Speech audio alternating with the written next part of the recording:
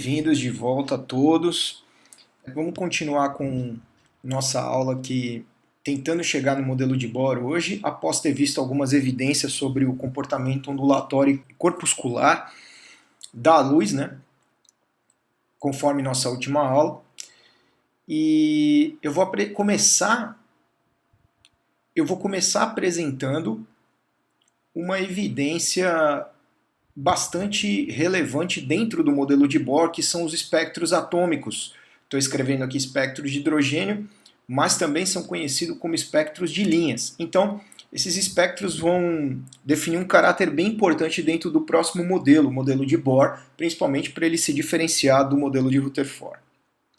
E o que são esses espectros de linhas, né? Vamos definir a espectroscopia de maneira geral.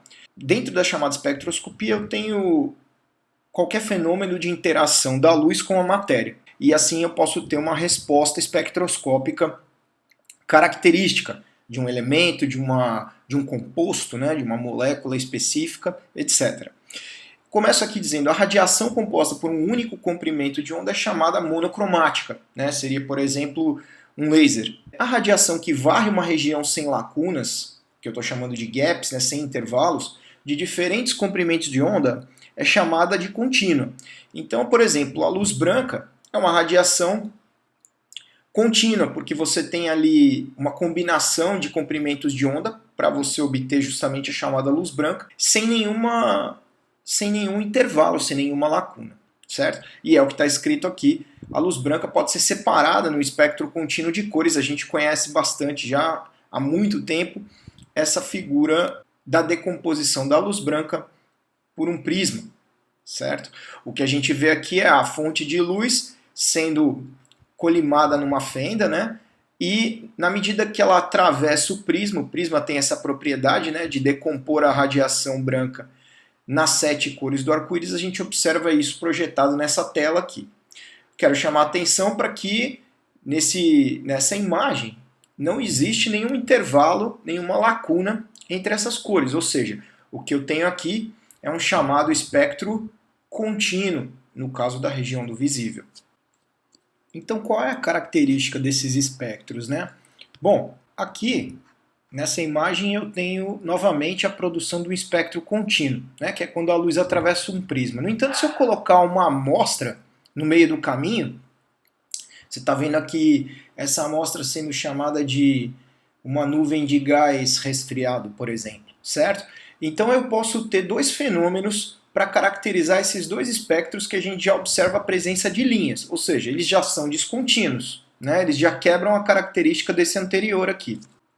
Nesse caso, os espectros que eu estou olhando aqui, eles têm característica de absorção ou de emissão. Então depende do fenômeno, a amostra pode absorver radiação, e a característica do espectro vai ser essa aqui, ou ele pode emitir a radiação como forma de se livrar, né, da energia que foi eventualmente absorvida. Esse espectro de linhas é conhecido da gente, por exemplo, eu costumo associá-los aqui às cores dos testes de chama, que são bem comuns na química básica, na química fundamental, né? Quando a gente excita uma amostra, pode ser um sal, né, uma substância, um composto iônico, né?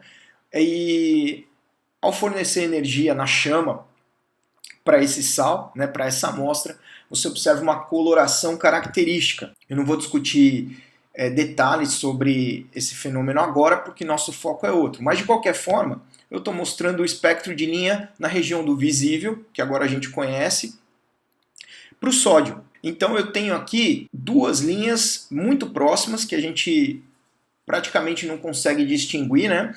E que estão na região da coloração amarela, ou seja, o espectro de emissão do sódio, se eu aquecer esse cloreto de sódio na chama do fogão, por exemplo, eu vou observar essa coloração amarela e eu costumo associar ao processo de você fazer um macarrão. Todo mundo já fez e já derrubou a água salgada na chama do fogão, verificando eventualmente essa coloração.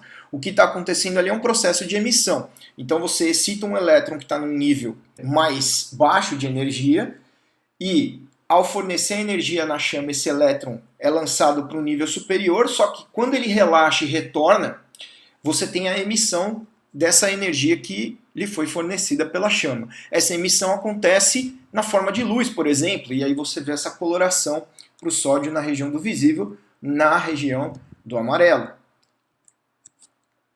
Aqui eu estou me antecipando, estou colocando o mesmo espectro de linha do sódio aqui em cima, mas já estou descrevendo níveis de energia, os quais a gente ainda não definiu, né? Inclusive aparecem valores aqui para esses níveis, né? Conforme eu vou mudando esse N. Então eu estou me antecipando nessa discussão, só para te mostrar a chance, ou as chances, né? As várias possibilidades de você observar transições eletrônicas. Ou seja, cada flecha indica aqui um caminho possível de um nível para outro para haver absorção de energia, quando você ganha energia e sobe aqui no gráfico, e depois, posteriormente, a emissão da energia, no caso da chama do sódio, aí, na forma de luz, na forma da luz amarela. Aqui eu já estou entregando mais a situação, né? Você está vendo de fato da onde que está partindo o elétron no estado fundamental do sódio. Isso a gente vai olhar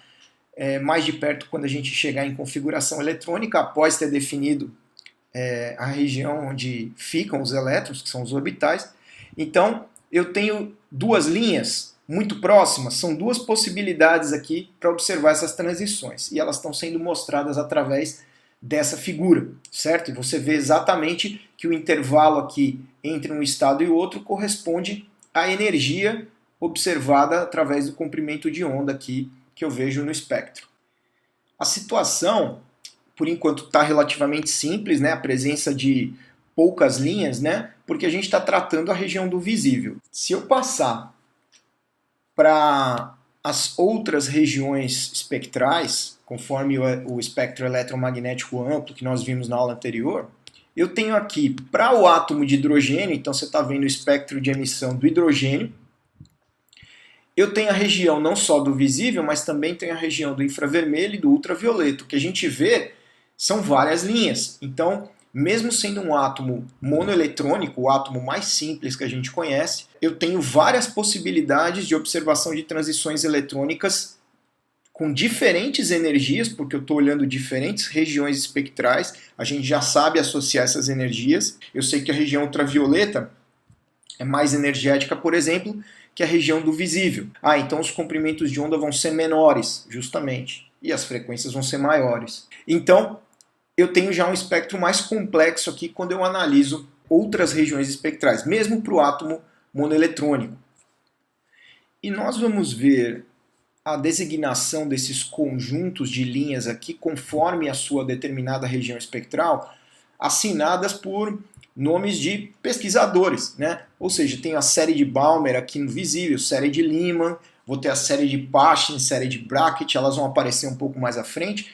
Cada pesquisador teve uma homenagem aí na região espectral que estudava, que tinha interesse. Então é por isso que a gente conhece essas séries com os nomes de Balmer, Lyman, etc.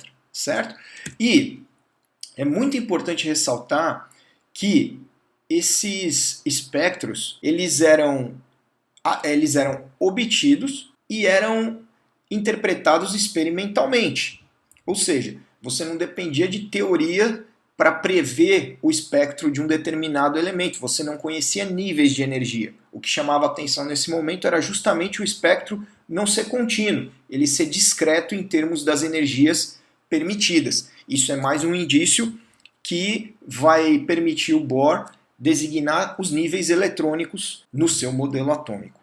Ok? E qual é a equação que regia esses espectros, esses experimentos? Era a chamada equação de Heisenberg, que era uma equação de origem empírica, né? Era experimental. E aqui você tinha o lambda, comprimento de onda, em função de uma constante, que era denominada constante de Heisenberg, e os valores de N, que são os níveis de energia por onde havia a transição eletrônica. Aqui você tem a consideração do fenômeno de emissão ou absorção, dependendo do nível que você colocar. A gente vai trabalhar com mais calma essa equação e eventualmente eu vou poder trabalhar em módulo, porque o que me interessa não é se vai ou se volta no fenômeno se absorve ou se emite, é simplesmente o intervalo de energia. Com esse intervalo de energia eu já consigo identificar qual é o comprimento de onda associado àquela transição.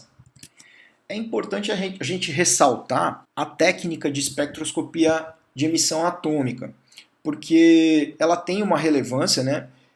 E ela pode ser útil para designar a composição elementar de uma amostra, por exemplo, de uma estrela, né? Você captura a luz que a estrela emite e através desse espectro, dessa luz emitida por uma estrela, você consegue registrar certas linhas também. E através das posições dessas linhas, ou seja, de seus comprimentos de onda, você determina qual é a composição elementar, qual elemento aquele espectro se refere. Isso é uma espécie de impressão digital dessa amostra. Muito bem. Então, no que o Bohr, de fato, se baseou para compor seu modelo?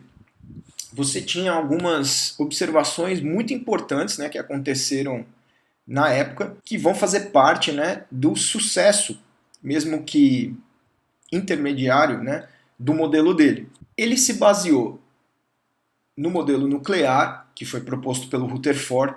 O núcleo não caiu, o núcleo permaneceu, né? Então o modelo nuclear também ficou associado ao modelo de Bohr.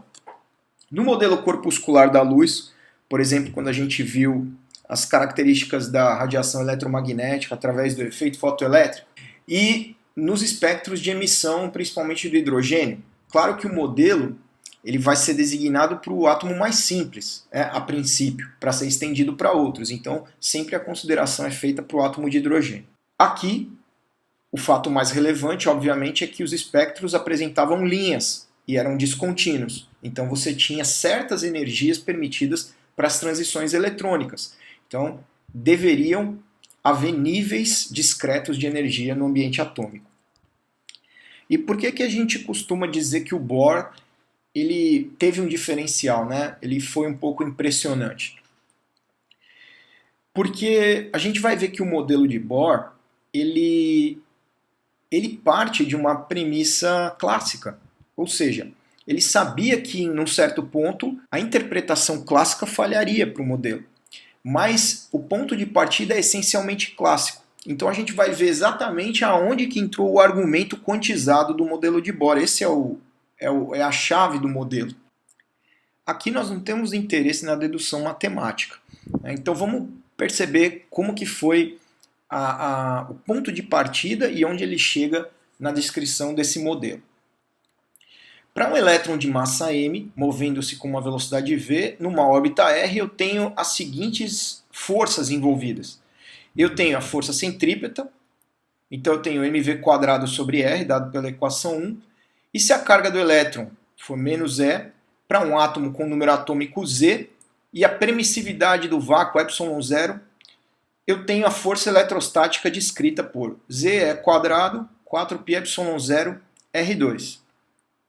Isso pela equação 2. Então eu tenho simplesmente a força de atração, certo? Eletrostática, e a força centrípeta entre essas partículas, se eu imaginar núcleo-elétron. Basicamente a gente tem as forças que estão aparecendo nessa figurinha aqui, certo? Você tem duas partículas, uma positiva e uma negativa, então no átomo de hidrogênio, núcleo próton, certo? Essas são as equações primordiais do ponto de partida. Qual seria o mais natural para a gente fazer? Igualar essas forças, certo? Para haver um equilíbrio do sistema, né, para o sistema apresentar uma certa estabilidade, você iguala essas forças, é isso que é feito na equação 3. A equação 4 ela mostra que a energia total do sistema, no caso o elétron aqui que a gente está calculando, ela é o somatório da energia cinética, que é dado por meio de mv², que é massa do elétron, pela potencial, certo? Agora, aparece um sinal negativo aqui, eu falei somatório. Justamente, esse sinal é devido à energia atrativa. Então tem uma razão de ser, e isso gera a equação 4 para a gente, certo? Então aqui na 3 a gente igualou as forças, na 4 a gente tem a energia total do sistema, que é a energia cinética mais potencial. Bom, aí a equação 4, eu fiz um rearranjo da equação 3, ela está apresentada menorzinha aqui, e eu resultei desse rearranjo na equação 5. Veja lá que eu escrevi a equação em função de mV², que é um termo muito parecido com esse que aparece aqui na energia cinética na equação 4. O que eu vou fazer? Eu vou substituir justamente o termo de energia potencial por mE², na equação 4. Então, fazendo isso, essa equação resultante eu tenho menos meio de mE², equação 6. Agora é o ponto crucial onde o modelo de Bohr realmente faz a diferença sobre o modelo anterior de Rutherford. Esse argumento que é colocado aqui, né, na equação 7, ele é chamado de momento angular e a gente acrescenta quantizado. É um momento angular quantizado. Por quê? Porque ele amarra um termo n a essa equação. Bom, o momento, a gente vai ver na descrição do início da mecânica quântica lá com de Broglie, né? Ele é a quantidade de movimento, né? E no caso eu tenho uma órbita circular. Então esse n aqui, ele está amarrando o tamanho dessa órbita, ele está definindo esse tamanho. Ou seja, ele pode valer somente números inteiros. Esse n é um argumento que vai aparecer um pouco mais para frente como um termo que a gente já conhece, que é chamado de número quântico. No caso de n, você sabe o número quântico que eu estou falando. Mas esses números quânticos não vão surgir do nada. Então a gente vai ver a necessidade do aparecimento desses números quânticos. Por enquanto, o Bohr amarrou um certo n número inteiro dentro desse argumento que ele chamou de momento angular, nesse caso quantizado, que é dado por n h sobre 2π. O h é a constante de Planck que a gente viu na aula anterior. Bem, então, apresentado um momento angular quantizado do modelo de Bohr, a gente prossegue com a dedução. Aqui, dividindo a equação 5 pela 7, a equação 5 está aqui do lado, eu tenho esse resultado em termos de V. E se eu substituir essa equação resultante 8 aqui na 6, que era aquela equação de energia do slide anterior, eu chego numa equação para calcular a energia. Você está vendo que em termos de n também, esse n nunca mais deixa de aparecer quando eu estiver falando de energia, porque é necessário que eu tenha a quantização do sistema. Então, lembrando que n deve valer números inteiros, 1, 2, 3, etc. Muito bem. Então, seguindo com algumas observações desse modelo, a gente viu que o átomo consiste de um núcleo central com carga mais Ze, onde Z é o número atômico e um elétron de carga menos E girando ao redor do núcleo, com velocidade V numa órbita R, bem definido. Pela teoria eletromagnética clássica, uma carga em movimento acelerado emite radiação. Essa ainda era uma discussão que a gente iria fazer questionando o modelo de Rutherford. Entretanto, se o elétron percorrendo a sua órbita emitisse radiação continuamente, acabaria perdendo sua energia e caindo sobre o núcleo, o que não acontece. Então isso ainda está dentro dessa discussão que a gente fez sobre o modelo anterior de Rutherford.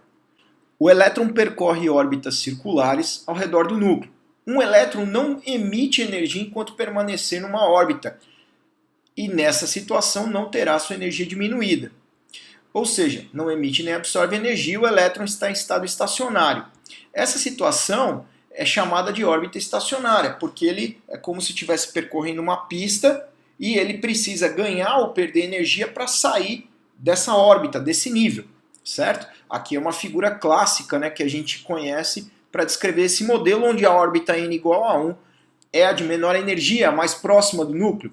Então, para chegar em n igual a 2, eu preciso exatamente dessa quantidade de energia entre as duas órbitas. É um nível discreto, é uma quantidade definida de energia, né? E aqui eu preciso absorver essa energia para chegar lá.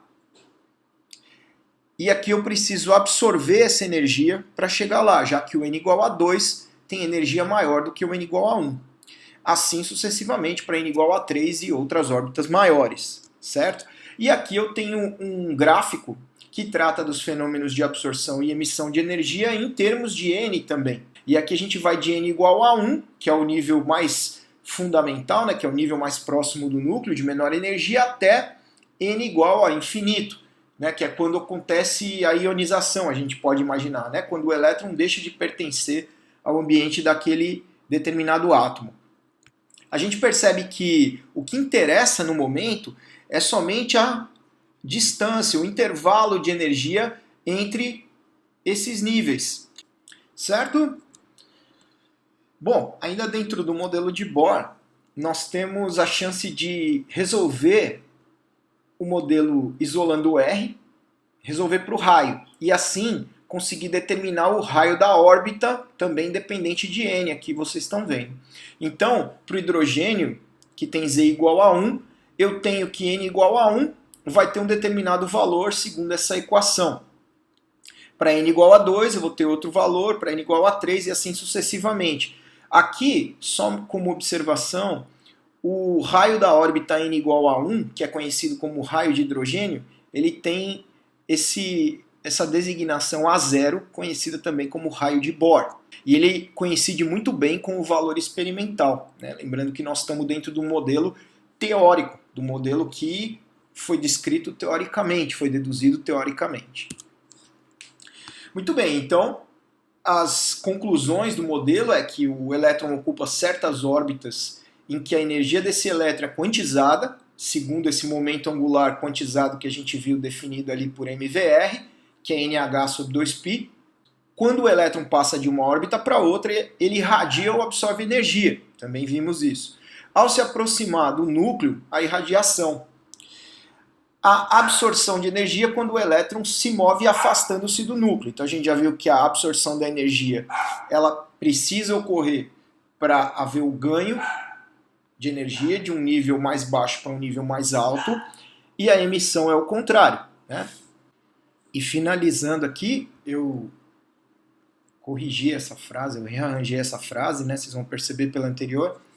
Para que o elétron possa permanecer em sua órbita, a atração eletrostática entre núcleo e elétron deve ser igual à força que tende a afastar o elétron da sua órbita pela tangente. É exatamente o equilíbrio de forças daquela figurinha inicial quando a gente começou a deduzir o modelo, certo?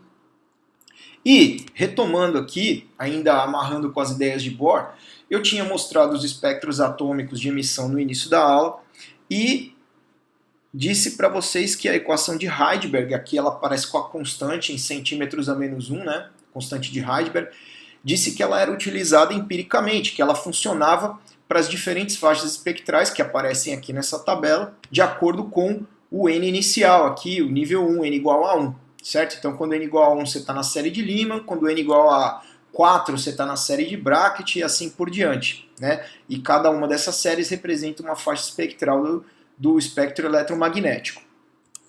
Qual que é, aqui só retomando o espectro de linhas de hidrogênio que a gente já analisou para observar novamente essas séries. Qual que foi ainda uma última sacada do modelo de Bohr que casa muito bem, né, que casou muito bem com os resultados experimentais das descrições obtidas pelos espectros de emissão atômica. Se você pegar a energia, a equação de energia deduzida pelo modelo de Bohr e fizer o delta dela, você abre ela nesses termos aqui e fica com esse formato.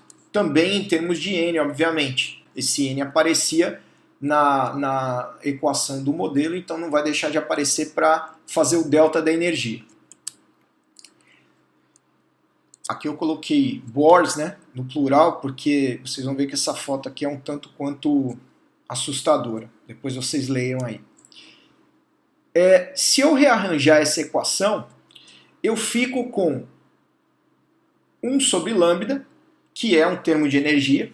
Se eu tiver frequência ou comprimento de onda lambda, eu estou falando de energia. E aqui eu fico com uma constante, com um monte de constantes aqui no meio, dada por um termo desse. Esse termo aqui, ele é muito parecido com o termo da equação de Heisenberg. E adivinha quanto dá?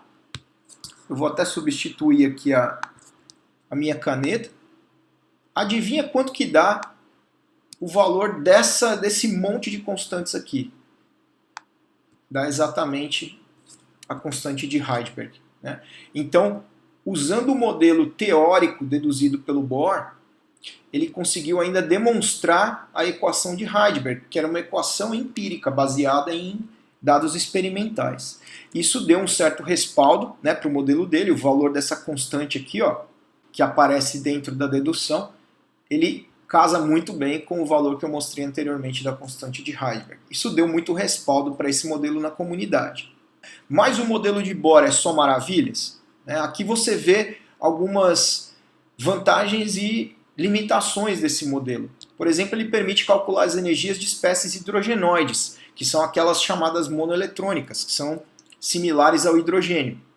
Então, o próprio hidrogênio, o hélio+, lítio 2+, são espécies que são monoeletrônicas, concordante com os valores experimentais. Então ele vai numa direção, que concorda com o experimento, isso é importante numa teoria. Não permite descrever as energias de átomos multieletrônicos. Então, se a gente colocar mais elétrons no sistema, o modelo de Bohr não é preparado para isso. E a minha pergunta é, por quê? O que não é considerado no modelo para ele não contemplar energias de átomos multieletrônicos? Eu vou perguntar isso mais tarde. Não possibilita explicar as ligações químicas. Então, se eu tiver simplesmente considerando o modelo de Bohr e tentar aproximar dois átomos, eu não consigo, através desse modelo, ainda descrever como que eles podem permanecer unidos e formar uma molécula, certo? Então, fica a questão aí para vocês também, deixar isso muito claro na cabeça de vocês no que se diferencia do modelo de Rutherford, tá certo? Bom, se ele tem limitações, provavelmente está faltando alguma coisa. A gente vai ter que continuar essa história, E isso continua na próxima aula. Pessoal, queria agradecer mais uma vez, muito obrigado. Estudem bastante. Mais tarde a gente se fala e até a próxima.